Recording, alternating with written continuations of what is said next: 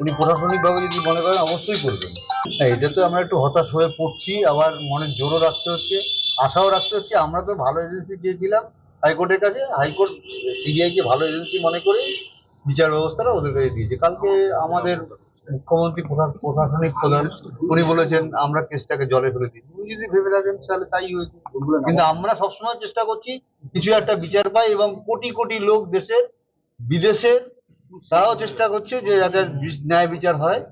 আমরা যারা যারা এই আন্দোলন করছে সব সময় তাদের পাশে আছি, যে কোনো রকম সহযোগিতা তাদের যদি আমাদের পক্ষ থেকে সম্ভব হয় আমরা অবশ্যই করবো। তারা আমাদের সঙ্গে সহযোগিতা করছে, এবং সংবাদ মাধ্যমও আমাদের সঙ্গে বিষয়টাকে আরো তুলে ধরার চেষ্টা করছে বারবার করে। তার জন্য সবাইকে আমি ধন্যবাদ।